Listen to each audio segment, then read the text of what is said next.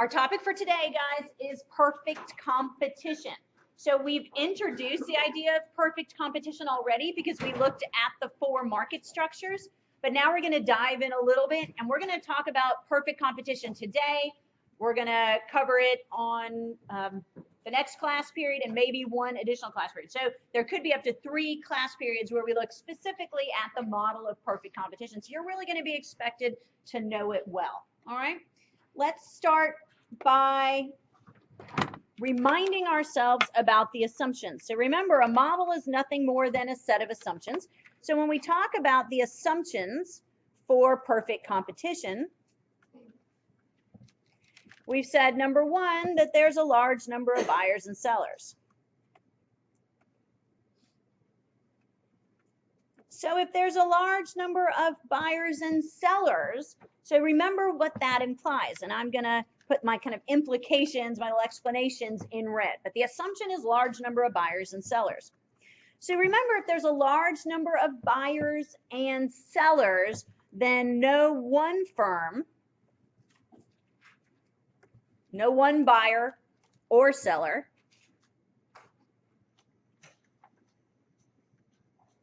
dominates the market. So everybody is a small part of the total. So no one buyer, no one seller is going to be able to dominate the market here. That each is a very small part of the market. So guys, if you're just one out of lots and lots of different buyers and sellers, does it sound like you're going to have market power? Does that sound like you're going to have much market power? No. So clearly this is something that leads to kind of this lack of market power, lack of monopoly power. All right. Second assumption. Second assumption is that we're selling a homogeneous product. Homogeneous product. So we know what the word homogeneous means, right? Homogeneous means identical. So everyone is selling an identical product. And so earlier, last class period, we talked about the implication of that is substitutability, right? If everyone has the identical product for you, then do we agree these are going to be perfect substitutes for each other? Perfect substitutes for each other. So we have perfect substitutability, right? Perfect substitutability, perfect substitutes for each other. Now, do we agree, folks, that this is also going to have an impact on pricing in this world of perfect information, right? So remember, assumption number 4 is perfect information, but in a world of perfect information, if we're all selling identical products, can one of us charge more than the other?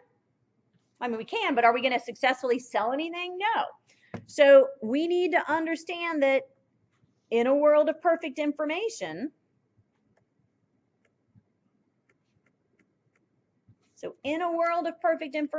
when we have perfect substitutes like this, there will be an implication on prices. So in a world of perfect substitutes, when we have perfect information, there's an implication on prices. And so that implication on prices we understand, right? We understand that if everyone else charges $4, then what do I have to charge? If everyone else is charging $4, what do I have to charge? $4, right? Now, you said less than $4, and I'll be showing you, I think somebody said that, but that's a good answer. Maybe you didn't say that. Maybe it's in my mind. Maybe I'm just hearing things. I'm getting old. Could happen. So if everyone else charges $4, then obviously I can't charge more than $4, right? Everyone agree? I'm also going to be showing you that it's not going to make sense for me to undercut your price because I'm going to be able to sell my stuff. So should I sell it at $3.50 when I can sell it at $4? No. So if everyone else charges $4, then I should too. So there's going to be some important implications on price. Does that make sense to everybody? So this perfect substitutes is going to really drive a lot of what we see in the model. All right, assumption number 3 is that we have free entry and exit. We have free entry and exit into and out of the market. So make sure you understand we're talking about entering the market and playing in this market, and if you want, getting out of the market. Now, another way of saying the same thing is that there's no barriers to entry. No barriers to entry and exit. So there's no barriers. There's nothing keeping you out. There's nothing keeping you out. So there's free entry and exit. Whereas in a monopoly or an oligopoly, remember in an oligopoly, what were some of the barriers we talked about that might keep it from being easy to enter? What were some of the barriers? Yeah, brand name, right? Brand name or the size of the existing firm. But we're talking about a market structure where none of that creates a barrier for you. If you want to buy a parcel of land and grow wheat, you can buy a parcel of land and grow wheat, all right? So there's some important implications here as well. So if firms are making money in this industry, if firms are making money in this industry, and we're going to talk about, for homework, the case of economic profits being greater than 0. If firms are making money in this industry where economic profits are greater than 0, and you're going to be learning more about what exactly that means, what's going to happen? What's going to happen? There's money to be made in this industry. So what's going to happen? Firms want to enter, right? More firms want to enter. Good. More firms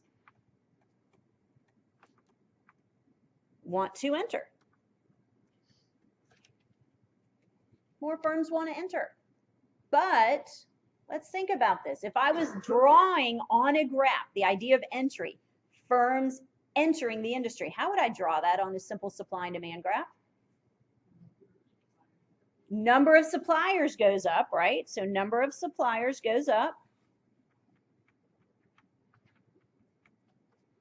which means what curve shifts? Everyone agree? That means supply goes up. Everyone agree with that?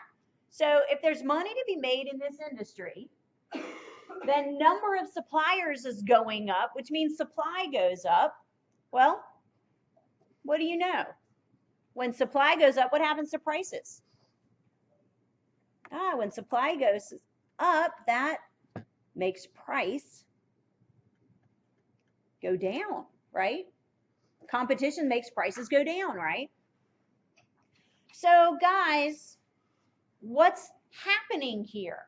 As firms enter, right, they're driving prices down. So what's happening to economic profits? They're decreasing. Good. So we want to acknowledge that entry makes economic profits decrease. So economic profits go down. And again, we're going to be learning exactly what we mean by economic profits. And interestingly, entry is going to continue until what point? When will firms stop entering? When we get to an equilibrium, good. What do you think that equilibrium has true about it? Somebody said what? There's no more profits, right, to chase. Exactly. So entry is going to continue until economic profits go to 0. In other words, there's no more incentive to enter.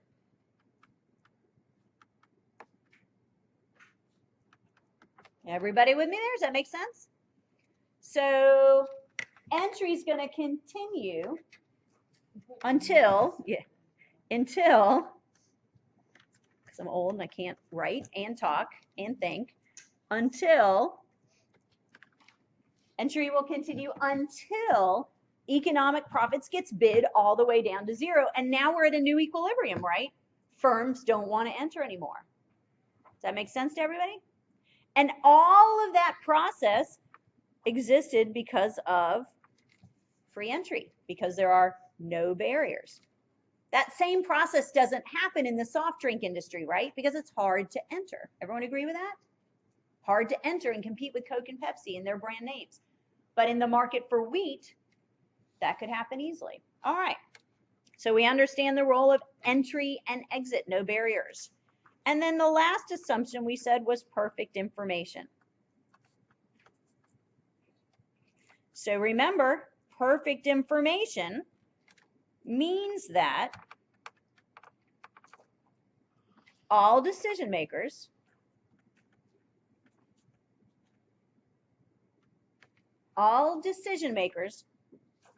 are fully informed.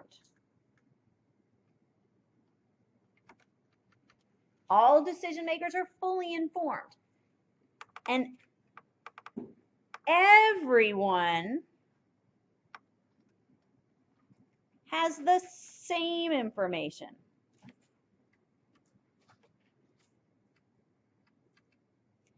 So there's no informational asymmetries. I don't know things that you don't know. You don't know things that I don't know. All decision makers are fully informed and everyone has the same information. Now, we need to maybe draw an arrow here because you can see how assumption 4 connects with assumption 2, right? Assumption 2 says everyone is making the same product, and assumption 4 says we know everyone's price, right?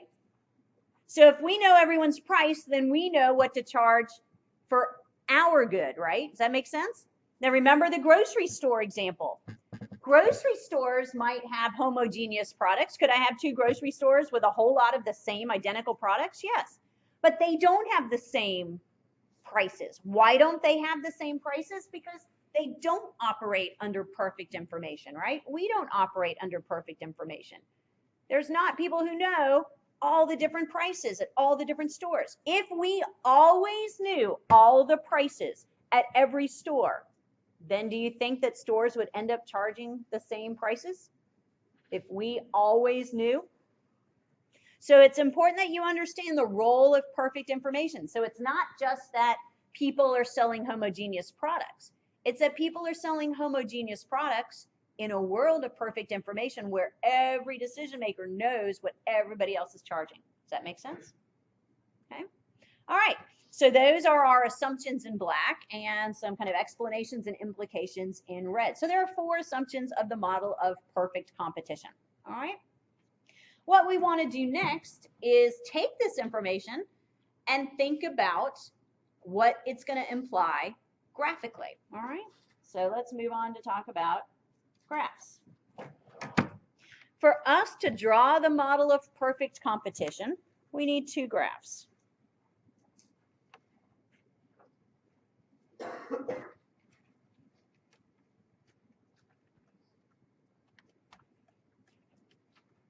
On the first graph, we're going to illustrate the market. Now, guys, I can't impress enough that the market is nothing more than supply and demand. You already know how to draw markets, right? Everyone agree? So don't make the market graph difficult. You already know how to work with supply and demand. The only thing we're adding new is that the second graph is going to be a representative firm. We're going to draw a firm. All right. So let's start with the market. We know that markets are drawn with supply and demand. So let's put in our supply and demand graph.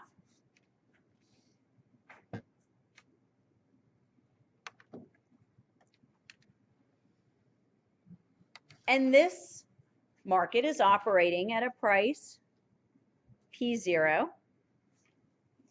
And the quantity exchanged in the market is going to be Q0. and we're going to use capital Q for markets. And then we're going to use a little q for the firm. Now, let's think about what this implies. Let's put in an actual dollar figure. Let's let P0 be $10 because it will just make the discussion a little bit easier. All right? Now, guys, I want you to think with me here for a second. You're operating in a market under perfect information, which means you know that the market price is 10. Everybody knows the market price is 10. And we have homogeneous products. So remember, we have homogeneous products in a world of perfect information.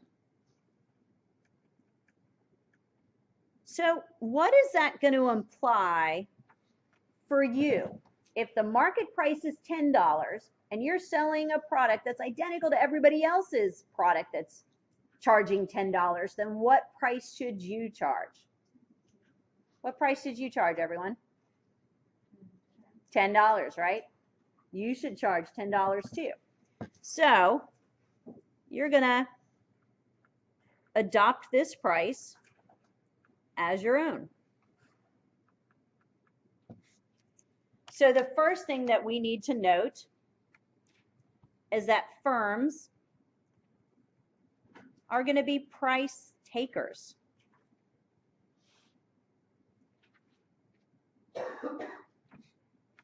Firms are going to be price takers. So what do we mean by being a price taker? Good. You're going to not set your own price. You're going to just adopt the market price as your own. So let's define what we mean here. We're going to simply adopt the market price as our own price. So does it sound like I have market power? This is me. Does it sound like I have any market power? No, right? I'm simply reacting to what the market does. So we have no market power here. I have no price setting ability. All right, so that's our first conclusion. We're going to adopt the market price as our own. Let's put a number 1 next to that. Now, second thing that we want to think about is our demand curve. What do you think our demand curve is going to look like? So let's think about this for a second. I can sell all I want at $10. Can I sell at $11? What happens if I raise my price to $11? Quantity demanded will be what? 0, right? Everyone agree? I can sell all I want at $10, but if I raise my price above $10, nobody buys from me. What does that seem like it suggests about our demand curve here? It's elastic, but elastic could be like this. Don't draw this, but elastic could be like that. It's perfectly inelastic. All right, so perfectly inelastic looks like this. So people are still buying the same amount no matter what I charge. Does that sound right? All right, good. Perfectly elastic. So let's erase this. Perfectly elastic. Good. We have a demand curve that is like this. It's horizontal. Right? We have a demand curve that is horizontal. So that's kind of our second conclusion. So again, what do we call a demand curve that is horizontal? Perfectly elastic. So we have a horizontal demand curve, which is called perfectly elastic, right? Perfectly elastic. Well, let's make sure we understand what's going on here. Does everyone understand? We can sell our product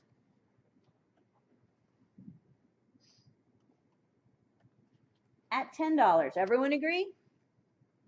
We can sell our product at $10 because that's the market price. But can we sell above $10? Can we sell above $10? Anyone buying from us if we charge above $10? No. So we can't charge above $10 because no one will buy from us. Everyone agree with that? So look what's happening. I can sell at $10, but what happens if I go to 11? Yeah, quantity demanded drops to nothing. If I go to 12, quantity demanded drops to nothing. Now you might be thinking, well, what if I sold at $9.50? But the thing is, I can sell my product at 10. I can sell all my product at 10. So do I want to charge $9.50 if I can get 10? No, right? So we have a horizontal demand curve. Everybody with me? So recap. What have we learned right here? Number one, it takes two graphs to draw perfect competition, right? It takes two graphs. One's the market, one's a firm. Second thing we've learned is that the firm is going to be a price taker, a pure price taker. They're going to adopt the market price as their own, right? You see that dotted line, that dotted arrow, right? That goes over between the market and the firm. And then, since I can only sell at $10 in a world where we're selling identical products under perfect information, it gives me a horizontal or perfectly elastic demand curve, right? Everybody with me? Does that make sense to everyone? Great. Okay, let's add on. So now let's ask the question, how does the firm set its output?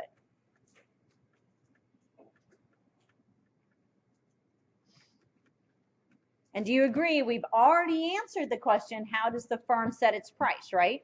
We just went through how the firm sets its price. So maybe on the previous graph, make a note, we've just illustrated how the firm sets its price. They're price takers. We just talked about how the firm sets its price, but now we want to know, how do they set output? Okay?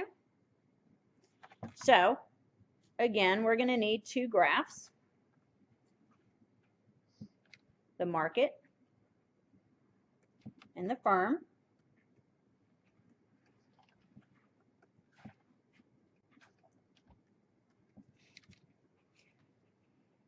So let's draw our market, demand and supply.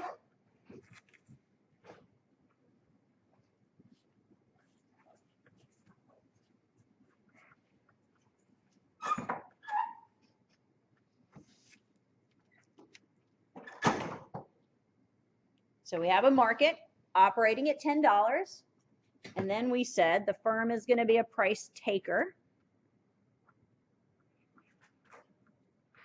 So they adopt the price $10. And at price $10, they have a horizontal demand curve. It's not so pretty. Let me draw that a little better. All right, horizontal demand curve. All right.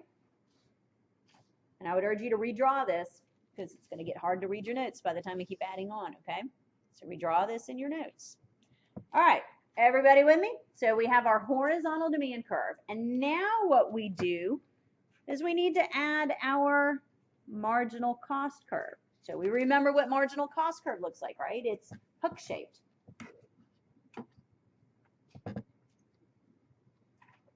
Hook-shaped marginal cost. All right? So get caught up with me.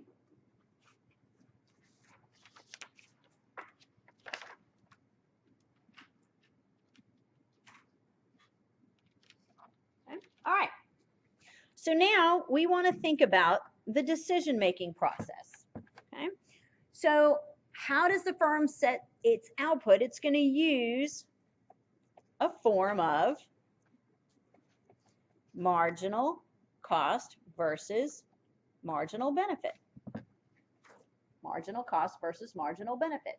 So remember how I said at the beginning of the semester that we're going to see a lot of things that are just forms of marginal cost, marginal benefit. Here's one. All right. So we're going to use a form of marginal cost, marginal benefit.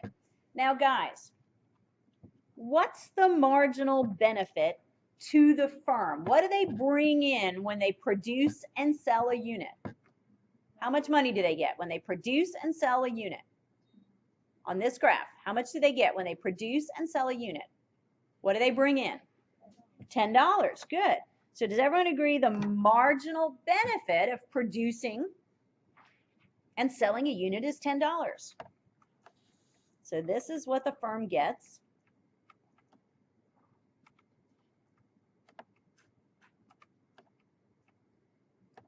when it supplies another unit.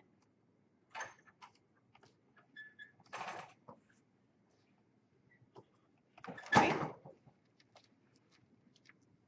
And marginal cost, do we agree that marginal cost comes from what? The marginal cost curve, right?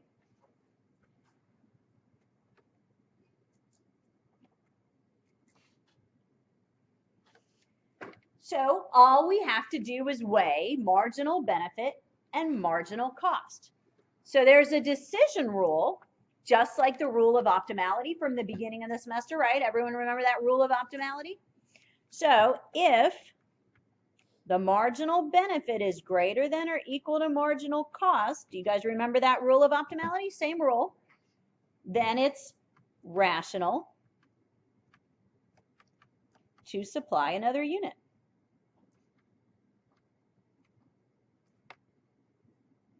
Notice the equal sign. As long as marginal benefit is greater than or equal to marginal cost, it's rational, right? So we know our marginal benefit here is $10. So what does this really say? What is it saying? It's rational to produce as long as marginal cost is what? $10 or less, right? Not more, less, right? So it's rational to produce if marginal cost is less than or equal to $10. Everyone agree with that? So let's look at our graph. Does that logic make sense to everybody? Right? The logic makes sense? I don't make money selling something for 10 if it costs me 12 to produce, right? If it costs me 12 to produce, if my marginal cost is 12, then I can't make money. I'm making a loss. So as long as I can break even or make a profit, then I should produce the unit. So let's go back to our graph. Let's look at this unit right here. Here's my marginal cost, and here's my marginal benefit. Am I making money on that unit? Am I making money on that unit, guys? Marginal benefit versus marginal cost. Marginal benefit's greater than marginal cost. Everyone agree? And what about this unit right here? Am I making money on that unit? Yes, everybody? Everyone agree? Making money on that unit, right? My marginal benefit is greater than my marginal cost. And then what about this unit right here? Is it rational to produce that unit right there where the two curves intersect? Is it rational? According to our rule, it is, right? Marginal benefit is greater than or equal marginal cost. But what about over here? Is it rational to produce this unit? No, right? So where should I stop? Where should I stop, guys? It's rational to produce all these units in here. Everyone agree? And then I should stop. Everyone agree? So I'm going to put Q star right here. We're going to use little q for firm output, and the star tells us it's the optimal. So we want to stop, we want to produce up to the point where marginal benefit equals marginal cost. Right? Everyone agree with that? We want to produce all of those units to the left up to the point where I break even. Right? So up to the break even point.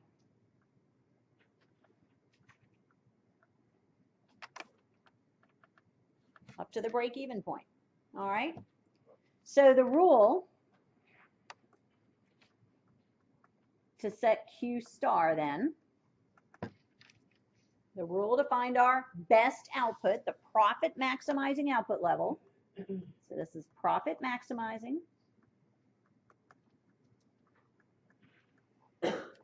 output level. So the rule to set Q star is that I produce up to the point where marginal benefit equals marginal cost. Everyone agree? But here's the thing. We don't necessarily call that curve marginal benefit. What else can I call it? What am I calling it on the graph? It's at $10, right? So what would be another way to explain that horizontal line? It's my marginal benefit, but it's also our what? Price, right? It's our price. Everyone agree? It's our price, because that's where the demand curve came from. So it's the same as price equals marginal cost.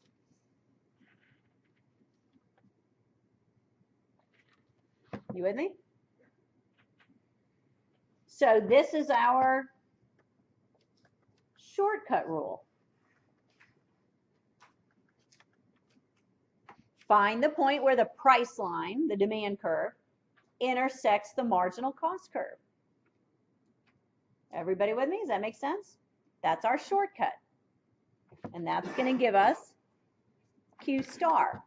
We can't do any better than Q star. That's the best we can do. If we produce a Q star, we will maximize our profits, or we should make a note, or minimize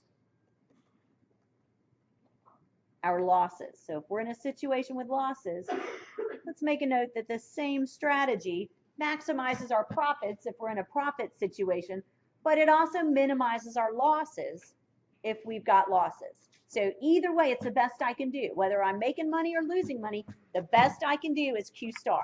You with me?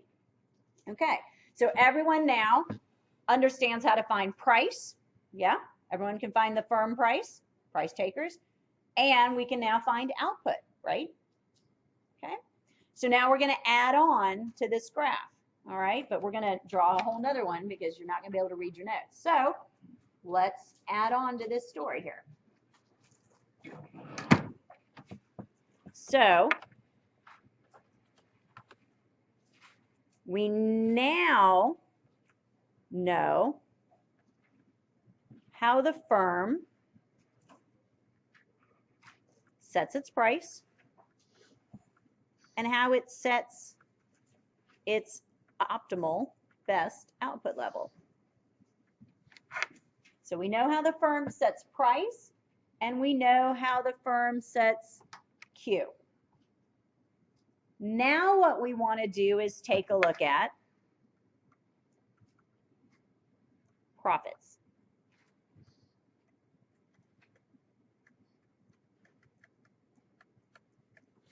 So we can find P, we can find Q. Now let's make sure we can find profits. But we need to remind ourselves. So we have to remember. Remember that kind of hand waving thing I did where I said we are assuming that cost curves reflect opportunity cost? Remember that? So remember, we've assumed that our cost curves reflected opportunity cost. So remember, when we made that assumption that our cost curves reflected our opportunity cost, that means that they're economic costs. So it means they capture economic cost instead of accounting cost. All right? So if I have economic costs on my graph, so if I have economic costs on my graph, then that means that our profits are economic profits.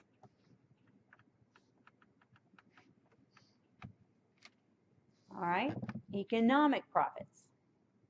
So let's take a minute and quickly go over that idea of economic profits, because this is a little confusing.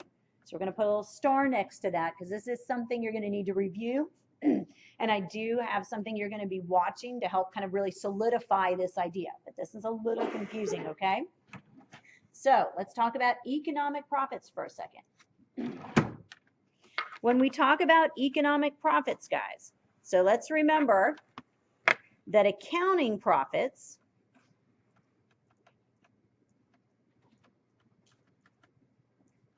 are going to be total revenue. So the money that comes in, total revenue, the money that comes in, minus our accounting costs.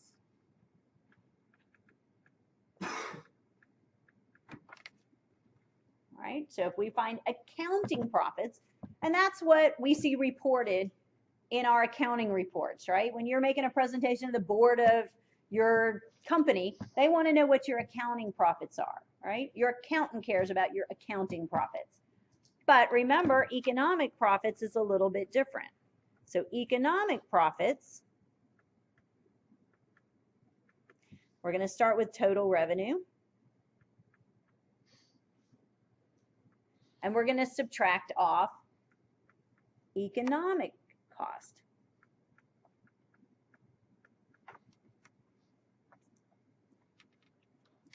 But remember, I can dismantle this a little bit.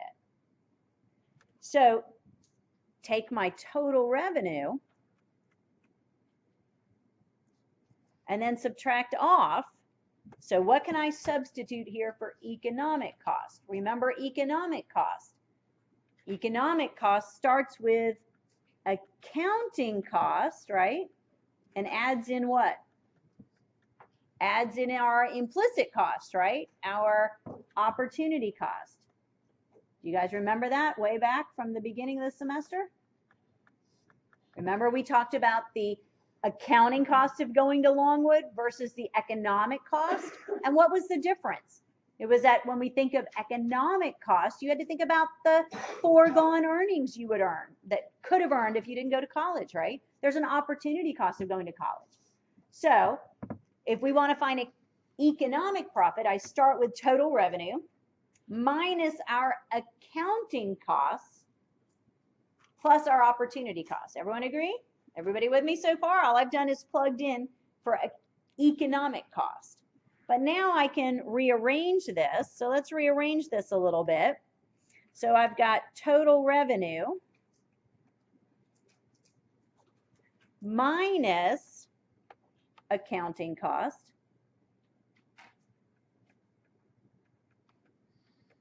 and I take that whole thing minus, I'm distributing that minus sign in, minus our opportunity cost. Everybody with me so far? I've just plugged in and distributed through a negative sign. That's all, right? So guys, what can I plug in for this term right here? Look at the very top. What can I plug in? Yeah, this is accounting profit, right?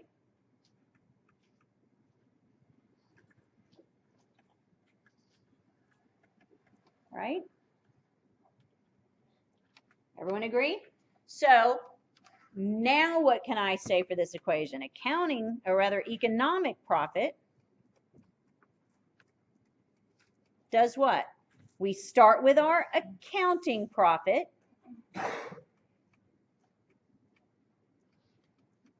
We start with our accounting profit and we subtract off what?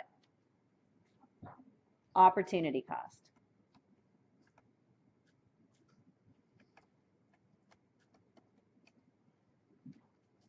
Okay.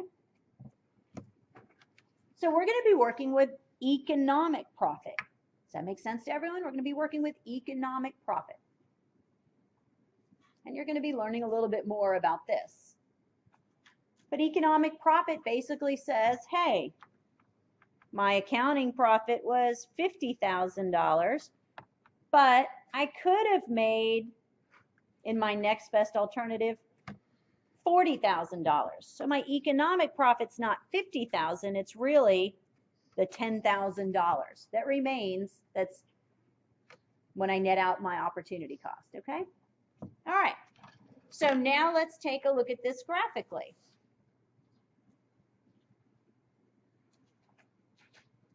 Everybody with me?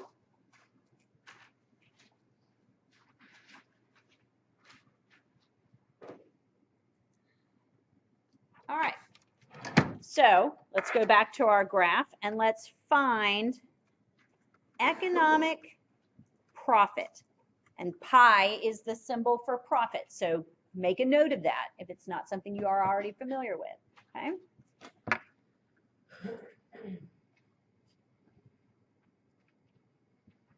All right, so here's my market.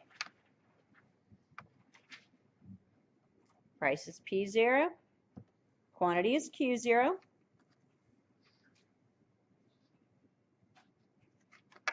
So draw your market, and then we know they're a price taker, so they're going to adopt price P0 as their own.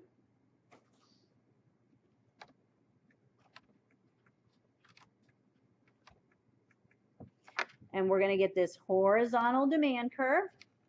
Everyone agree? Do we understand that? What kind of elasticity is this, folks? Perfectly elastic, good. Now we're going to add in our marginal cost curve. So let's follow our steps. Number one, we're going to find price. Have we done it? Have we found price? Yeah, price is P0 because they're price takers. Step number two is that we're going to find Q star. Can we find Q star?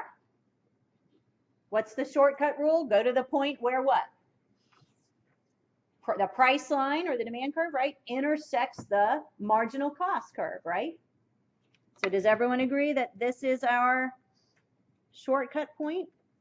Here's our output, Q star. You with me so far? Okay, so this is review.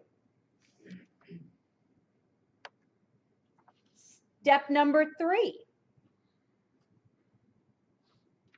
We're going to find total revenue. Now remind me, guys, what's the equation for total revenue? What's the equation for total revenue, right? We did it on test 2 with the elasticity. Total revenue is P times Q, right? P times Q. So guys, can we find a box that represents total revenue? Right? It's going to have a length of Q, and it's going to have a height of P. Can we find that box? So we've got a height of P and a length of Q. So does everyone agree that this box right here is our total revenue in red? Any questions about that, right? Everyone agree that that's total revenue, P times Q? All right, so now I need to add in one more cost curve. So let's add in average total cost. Draw it just like I did, please. So remember, it intersects marginal cost at its minimum. And put it somewhere down, like kind of where I put it.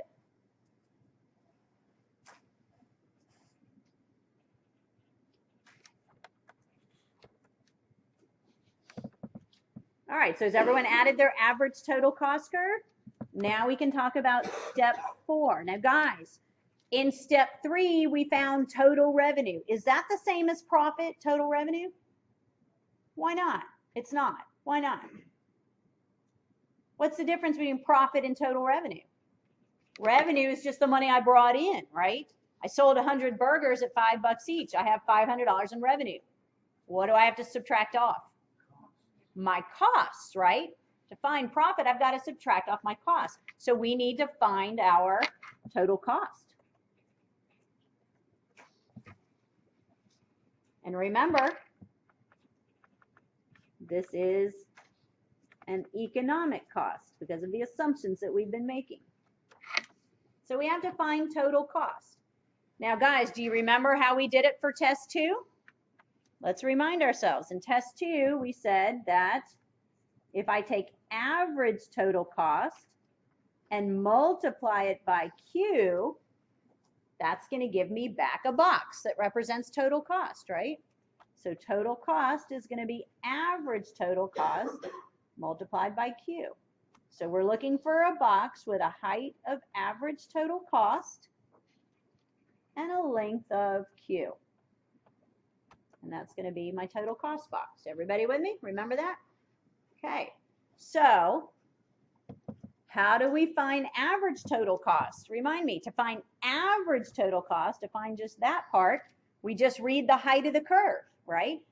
So we have to go up from quantity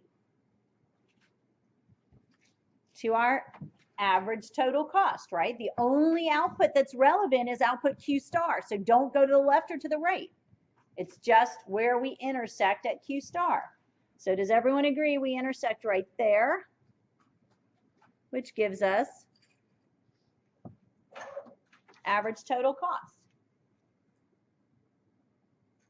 So far, so good. Everyone remember?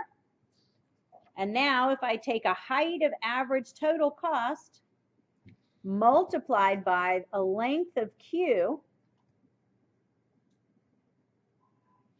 then I get back that blue box. Everyone agree? So then the final step is really easy. So we've got 30 seconds, perfect timing. The final step to find economic profit equals total revenue minus total cost, remembering that total cost captures our economic cost.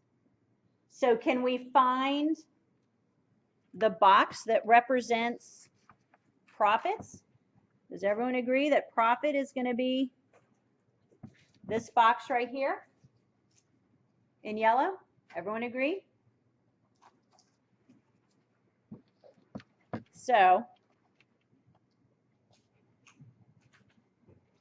we have a skinny yellow box. See how easy that is, guys? And we've really done very little new, right? So remember, you already understand a whole lot of this. Keep it simple, folks, okay? All right, remember this lecture's captured. So if you need to watch it again and practice, you have that ability.